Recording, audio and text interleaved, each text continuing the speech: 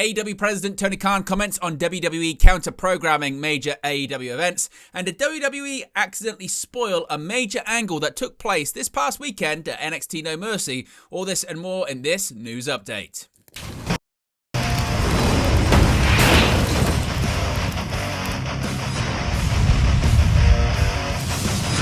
Hey guys, welcome back to Wrestling News 365. Hope everyone is doing very well. As always, there are plenty of news stories to get into in the world of professional wrestling. Let's begin with Tony Khan commenting on WWE counter-programming major AEW shows so far this year, something we have seen happen on numerous occasions. While talking to Going Ringside with Scott Johnson, AEW President Tony Khan said that despite WWE making moves to counter-program their big shows this year, the company has been able to make everything work despite the competition. He said, quote, "Well, we've been having a great year. We've been able to stick and move and make it work really well for us. There's always going to be tough competition, and this sport, it's very tough competition. The kind of competition that makes you work really hard 52 weeks a year," he said. Khan noted that the company has been having a great year, putting over their strong ratings. He noted that more people are watching Dynamite and Collision than last year, the opposite of what analysts predicted. WWE has often run programming to go head-to-head with AEW, and in the last year has used NXT to run shows against AEW's pay-per-views on the same day. WWE's biggest move was running their first ESPN PLE, WrestlePalooza, against AEW's All Out pay-per-view. AEW chose to move their event to the afternoon. The move seemed to be a success as the show held up well in buys despite WWE's aggressive move. Now, WWE may have spoiled a major angle that took place at No Mercy over the weekend. WWE's website accidentally spoiled one of the major hooks of WWE NXT No Mercy. One of the threads of WWE NXT No Mercy was the injury to Lainey Reed. She was scheduled to challenge Sol Ruka for the WWE Speed Women's title, but it was stated that she had suffered an injury. Later in the show, she would appear with a walking boot and be confronted by Lola Vice. Lola Vice challenged Jacy Jayne for the NXT Women's Championship and lost the match after a masked assailant attacked her. WWE, in their review of the Premium Live event, stated in their first line reviewing the Women's Championship match that Jayne received help from Lainey Reed. They said, quote, "Jacy Jayne retained the NXT Women's Championship thanks to a shocking assist from Lainey Reed. The champion used her technician skills to keep the powerful Vice off her feet and pinned down to the mat. The champion continued her assault on the outside, which included a huge rolling senton onto the steel steps. One swift kick from Vice rocked Jayne and challenged the changed complexion of the match, and the champion unleashed a flurry of strikes as her family cheered on from ringside. Vice seemingly had the match won, but Fallon Henley pulled the official out of the ring to stop the count and was ejected from ringside. Out of options, Jayne grabbed the NXT Women's title and tried to use it as a weapon, but she was thwarted by the official. Out of nowhere, Jayne hit rolling encore, but Vice executed her spinning back fist and fell out of the ring. A hooded figure appeared and cracked Vice with a running knee strike at ringside. Moments later, the challenger rolled back into the ring and suffered a final rolling encore. The first line was later edited to Jacy Jayne is still the NXT Women's Champion, but not without some controversy. Now, Lainey Reed has been trying to get in the good graces of Jacy Jayne and Fallon Henley, a fatal influence. Jayne and Henley recently lost a third member of the group as Jasmine Nix announced her departure from WWE. Of course, if we get any more details on the fallout of that, we'll let you know in a future video. Gail Kim has been very active on social media over the last week or so, and she's clarified contacts she's had with AEW. Kim has been very active on social media in recent days, commenting on deathmatch wrestling, Riho, and more as she's defended or clarified her positions. The posts regarding Riho have garnered responses from many AEW fans, including AEW EVP Kenny Omega, who believe Kim was unfair to Riho. It was stated by BJ Bethel, quote, "In the least breaking news, Gail Kim contacted several people about an opportunity at AEW at some point, longer than a couple of weeks ago. No one reached out to her," end quote. Kim replied by saying, quote, "I don't know you, but this is a perfect example of someone lying and has zero integrity. At least when I say what I say, I'm saying what I feel and am truthful and will defend myself with facts. Zero integrity here." She would go on to say, quote, "The real news about what happened with AEW, since people will lie, etc. I was saving it for interviews, but oh well, it's now. I got one text from AEW when I was terminated from TNA. It was from Sonjay and inquiring more about whether I wanted to wrestle. I'm retired, end of story," end quote. Now, of course, as I mentioned, she has been very active on social media. But in terms of pro wrestling, she last wrestled in 2023. She retired as a full-time performer back in 2017. She was fired by TNA, where she was working in a backstage capacity back in March. Now, speaking of TNA, it has been confirmed we are going to be getting that big invasion show between WWE NXT and TNA Wrestling.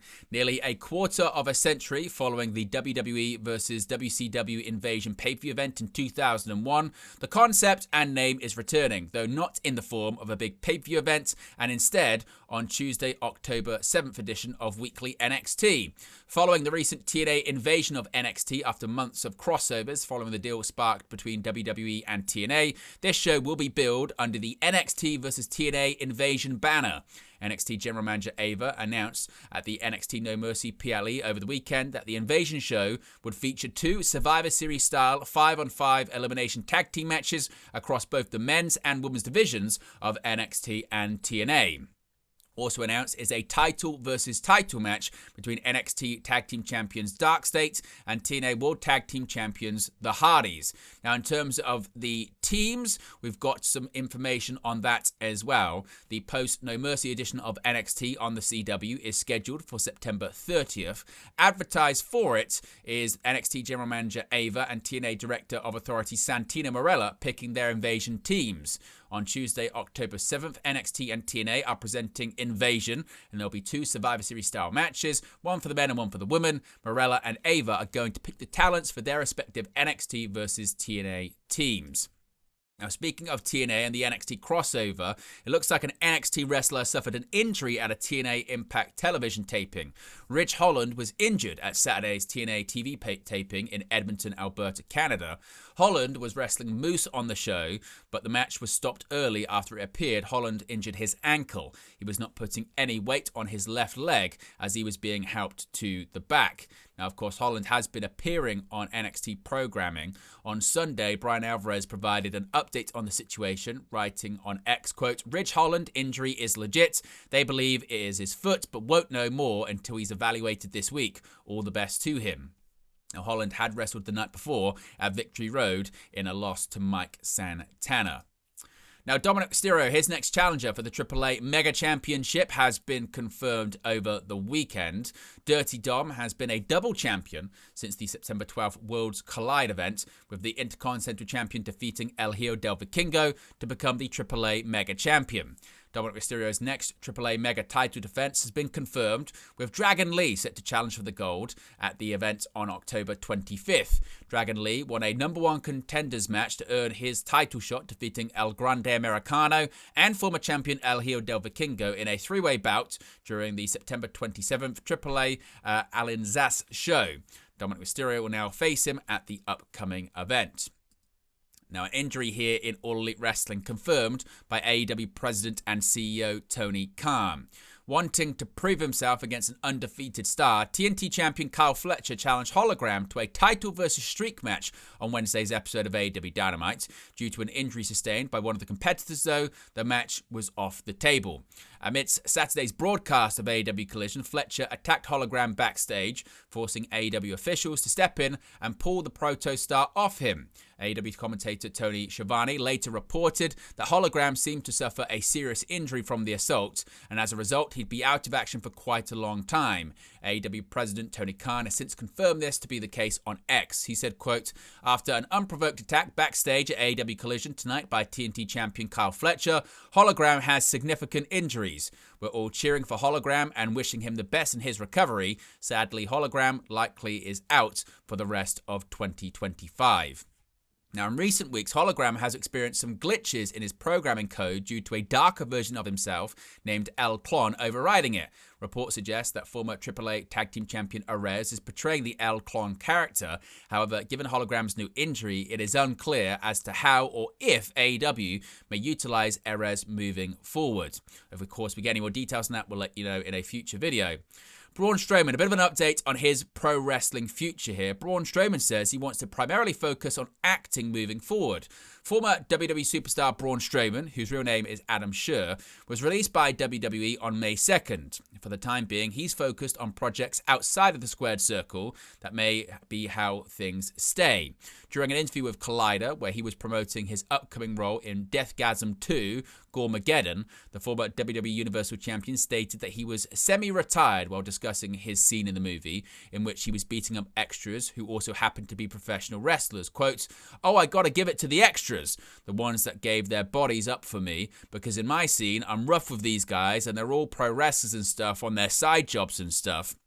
So they were all unbelievably willing to give their bodies up to me for this film. We did a lot of takes with a couple of them, and it was very physical," he said. "They were like, lay it in harder." I was like, no. In our business too, like the wrestling business side of things, I say our business, but I'm semi-retired from wrestling now too, because I want to be an actor. But I always have so much admiration for these young and up-and-coming talents that are looking for a shoe-in, a place to get in by going the extra mile, being the one to first raise their hand, not even knowing what I'm going to do to their poor soul, and just going, I'll volunteer for it.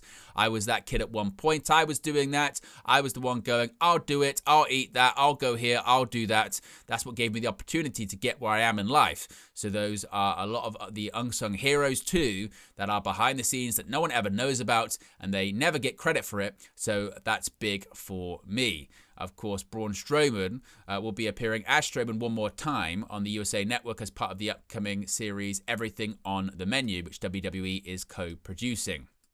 Now, tonight is another episode of WWE Monday Night Raw on Netflix, and Raw General Manager Adam Pearce announced that Io Sky and Rhea Ripley will appear on the show. Ripley defeated Asuka in the main event last Monday. After the bout, Asuka misted Ripley, and then Asuka and Kairi Sane attacked Io, who tried to prevent them from doing further damage to the Eradicator. Of course, that's now confirmed for tonight's episode on Netflix. Bit of an update here on Cedric Alexander, his status in TNA Wrestling. There was a bit of confusion over if he was signed to a contract or not. Last week, stars of TNA Wrestling stormed into WWE NXT with a cross-promotional television special now slated for October 7th, as we mentioned earlier on. Now, one of the talents involved in the initial invasion was Matt Cardona, who reportedly represented TNA without an official contract to his name. In contrast, a new report indicates that another name involved is indeed signed to TNA Wrestling. According to Fightful Select, Cedric Alexander is under contract with TNA, though the length of his deal is currently unknown. Alexander departed from WWE in February 2025 as part of Talent Cuts, leaving behind one reign as WWE Cruiserweight Champion, 3 as 24/7 Champion, and 1 as Raw Tag Team Champion alongside Shelton Benjamin. The veteran performer had rejoined the NXT brand in the summer of 2024. Shortly after, he aligned with Javon Evans, serving as a mentor to the young OG, while the two also pursued the NXT Tag Team Championships. Alexander's last match under the WWE banner came on the January 28th episode of NXT, where he faced Ethan Page, who had crushed Evans' jaw in storyline just weeks earlier. Following the end of his 90-day non-compete clause with WWE, Alexander returned to the independent wrestling scene and in June debuted for TNA Wrestling. Since then, Alexander has notably feuded with his old WWE rival Mustafa Ali, whom he wrestled at TNA Slammiversary. He's also vied for the TNA X Division Championship on 2 occasions. After NXT went off the air last week, Alexander, Cardona, Frankie Kazarian, The Inspiration, and several other TNA stars stood tall over the NXT locker room. And finally, you may have noticed that there's quite a few different start times for Raw over the next few weeks. WWE Raw is set to start at 7 p.m. Eastern this Monday tonight, with WWE and Netflix trying out different start times as the NFL season has started. However, this start time isn't sticking around as of now. On October 6th, 20 and 27, WWE Raw is going back to its normal start time of 8 p.m. Eastern. Fightful Select have been told they likely would have continued to broadcast at 7 p.m. Eastern, but they're in Dallas on the 6th and Sacramento on the 20th. This would have been a tough ask for fans in the local area. Specifically, Sacramento fans would have needed to be in the arena at 4 p.m. local time on a Monday. The same goes for Anaheim on October 27th.